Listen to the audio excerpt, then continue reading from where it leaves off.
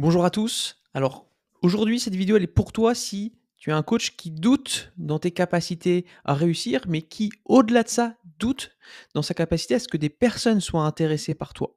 Est-ce que des personnes soient intéressées par ce que tu peux apporter, par tes compétences, par ta connaissance. Donc, aujourd'hui, on va parler mindset. Et si, pour toi, tu as des problèmes de légitimité, de syndrome de l'imposteur, et justement que tu crois pas au fait qu'il y ait des personnes qui pourraient être intéressées par ce que tu proposes, par suivre ton accompagnement, te suivre toi, suivre ta formation et que tu te dis: «De toute façon, tu as rien à apporter de plus», et ben, en fait, aujourd'hui, je vais lister 9 signes qui prouvent le contraire. OK? Donc on va les lister. Le premier signe, hein, voilà ici, c'est que les gens, ils viennent vers toi naturellement. OK?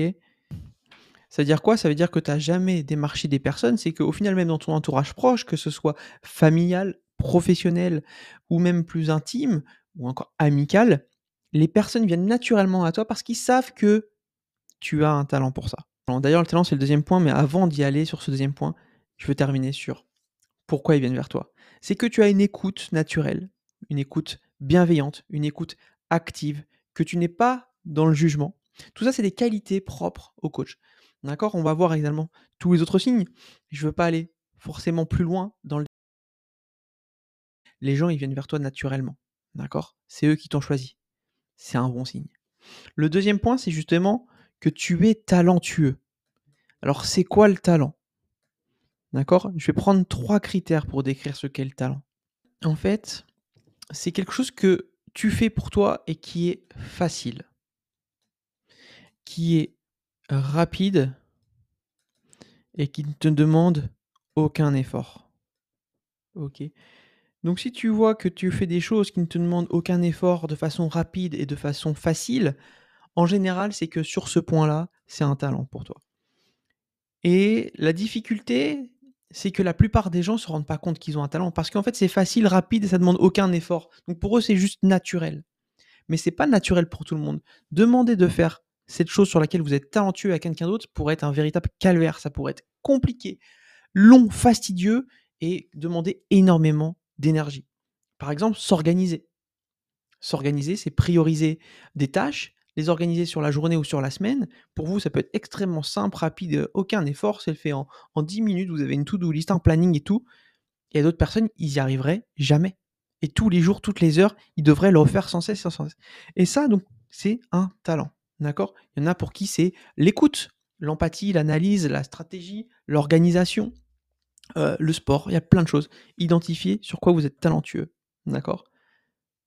Mais les coachs, en général, ils sont talentueux sur des choses qui reviennent souvent, comme l'écoute, l'empathie, l'analyse, le partage, la transmission, etc. OK? Je J'efface ces 3 critères. Ensuite, le troisième point, le troisième signe qui montre que vous pouvez être un beau coach, c'est que vous avez déjà aidé une personne. OK? Une personne aidée dans votre vie. Est-ce que dans votre vie, vous avez déjà aidé une personne? Donc est-ce qu'il y a peut-être une personne qui est venue vers vous parce qu'elle vous trouve talentueux, et est-ce que vous lui avez apporté déjà des résultats? Ne serait-ce qu'une personne à qui vous avez apporté des résultats, c'est-à-dire rien que mieux s'organiser, savoir faire des fiches de révision pour ses cours, savoir lui redonner confiance. Juste un sentiment d'amélioration, d'accord? Peu importe le domaine, que ça peut être sur la confiance en soi, sur le sport, sur le poids, sur le monde professionnel, sur tous les domaines. Si vous l'avez aidé, c'est un bon signe, d'accord? Le quatrième point sur pourquoi vous pourriez être un bon coach ou vous êtes déjà un bon coach, c'est en fait que vous avez déjà plus de connaissances, d'accord? Et de compétences que la moyenne. OK? Vous avez pas besoin d'être expert, vous avez pas besoin de faire partie du 1. Ça, c'est un mythe de croire que, par exemple, pour être bon prof de tennis, il faut faire partie du top 100 mondial.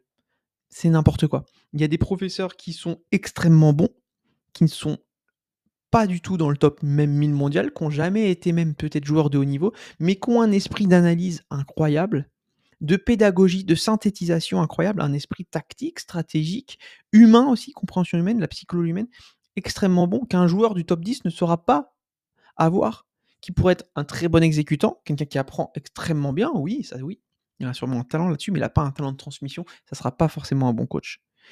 D'accord? Et il y a plein de cas qui le démontrent que les meilleurs joueurs ne sont absolument pas les meilleurs coachs. D'accord? Le 5e signe, c'est que tu veux aider les gens. Tu veux En fait, j'écris sur une tablette qui n'est pas allongée, qui est debout. Donc forcément, de base, j'écris mal, mais là, j'écris encore plus mal, hein, mais vous saurez pourquoi. Tu veux aider les gens. C'est en toi. Tu veux leur apporter de l'aide. Tu as ce sentiment de te sentir bien en faisant du bien pour les autres. C'est-à-dire que quand tu as le choix de t'acheter, par exemple, un vêtement pour toi ou de l'offrir à quelqu'un, tu vas préférer l'offrir à quelqu'un. Parce que le bien-être et le bonheur que tu vas lui procurer va t'apporter encore plus de bonheur que si tu te l'étais acheté pour toi-même. En tout cas, moi, c'est avec cet exemple-là que c'est extrêmement parlant, qui est réel. C'est pour ça que j'utilise et je pense que tu peux te reconnaître dans ce signe.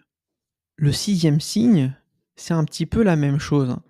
C'est pas que tu veux aider forcément, mais c'est que tu veux mince, non, c'est pas que tu veux aider, pardon, c'est que tu veux transmettre quelque chose. Tu veux que la personne en face de toi, en plus de l'aider, tu veux lui apporter des connaissances, de l'expérience, de l'information, tu veux qu'elle s'améliore. En tant que coach, tu as aussi envie que cette personne, elle puisse devenir peut-être autonome ou s'améliorer. Là, on est un petit peu dans le dev perso, mais selon moi, et ça dépend de quel domaine tu es, hein, en tant que coach, mais le dev perso est assez commun à tous les coachs. Et on va en venir d'ailleurs, c'est que le 7e signe de savoir si tu es un bon coach, c'est que tu te formes. Tu te formes, tu apprends tous les jours, OK? Ça, c'est un signe aussi que tu es un bon coach. C'est que tu es dans le développement personnel, tu es dans être une meilleure personne chaque jour, en apportant de l'impact, de l'aide, mais comment ça je peux le faire au mieux? Comment je peux aider au mieux les gens? Comment je peux au mieux transmettre? C'est en sachant plus chaque jour. D'accord? Si tu en sais plus chaque jour, si tu en apprends plus chaque jour, déjà tu vas être toi épanoui. Il y a un sentiment de bien-être quand on apprend des choses, d'épanouissement, et tu peux le retransmettre, tu peux aider encore plus de gens à avoir encore plus d'impact, être encore meilleur que la moyenne. Et en fait, ça, c'est game changer. Si tu te formes quasiment à ce seul signe, tu pourrais devenir un bon coach. OK? Donc il y a quand même la question du talent, que ce soit naturel et cetera pour toi, mais en fait, si tu te formes, tout va devenir plus simple, tout va devenir plus rapide. Ça dépend d'où tu démarres, mais se former, c'est vraiment un signe extrêmement important. Le 8e signe, c'est qu'en général, tu sais poser les bonnes questions.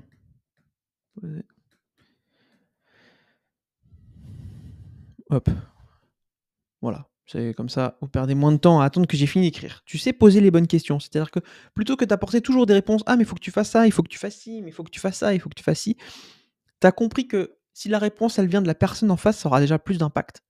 C'est pas parce que tu dis: «Vas-y touche pas à ce feu, ça va te brûler» que les enfants ou les personnes ne vont pas le faire. Ils vont le faire, ils vont se brûler, ils vont dire: «Ah ouais d'accord, tu avais raison». OK.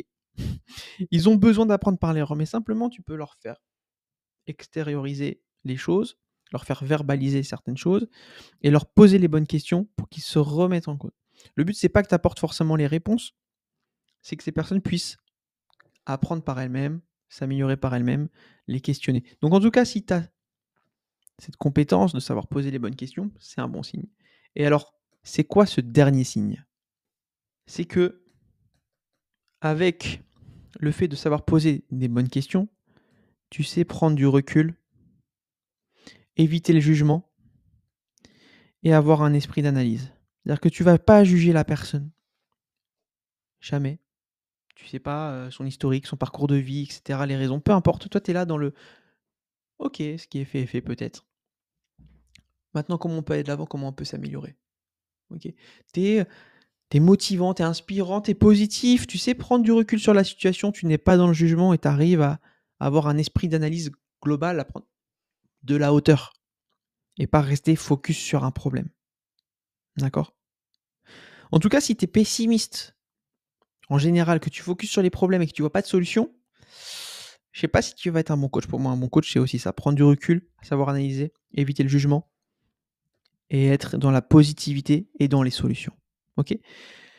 Si au final, du coup, sur tout ça, te reconnais, tu as 1 signe, 2 signes, 3 signes, 4 signes, tous les signes, je te garantis que tu seras un bon coach. Que tu es peut-être déjà un bon coach, mais que tu peux te lancer. D'accord? Tu n'as pas à avoir peur. Là, j'ai vraiment détaillé tous les signes qui montrent que tu feras bien ton travail, que tu vas aider des gens et que tu es fait pour ça. OK? Alors si maintenant, par contre, tu veux développer cette activité de coaching dans ton domaine, donc dans ton expertise, je ne sais pas laquelle elle va être, ça va être dans le bien-être, dans le développement personnel, dans le sport, dans la nutrition, dans la confiance en soi, dans les schémas amoureux, dans le développement même de business en ligne, peu importe. Tu prends une compétence dans laquelle tu es expert ou en tout cas que tu en sais plus que la moyenne et si ça se cumule à tous les autres points ou à quelques-uns des autres points, tu pourras dispenser cette activité. Mais si tu veux le faire en ligne et que tu sais pas comment le faire en ligne, bah alors là, je t'invite à t'abonner, 1 à mon YouTube, 2 à mon Instagram parce que je partage du contenu tous les jours dessus et à prendre un appel avec moi si tu veux qu'on en discute pour savoir quelle maintenant stratégie mettre en place pour te faire connaître, avoir de la visibilité, créer une offre, trouver des clients et pouvoir vivre de ton activité? Parce qu'au final, toi, tu es expert sur ton domaine, mais sur la partie digitale, si tu veux en vivre en ligne et être libre géographiquement, financièrement, temporellement, et être indépendant, ça, pour le coup, tu n'as pas les clés, mais moi je les ai pour toi. OK? Donc prends un appel avec moi, il y a aucun engagement, c'est un appel découverte de 15-20 minutes. Je te pose quelques questions pour en savoir plus sur toi, quel est ton objectif et comment je peux t'aider. Si en soi tu veux que je t'aide, je t'aiderai avec grand plaisir si je le peux, si tu corresponds au profil. Si je peux pas, je te redirigerai vers d'autres ressources. OK? Il y a aucun souci là-dessus. J'espère que ça t'a plu et je te dis à la prochaine. Ciao.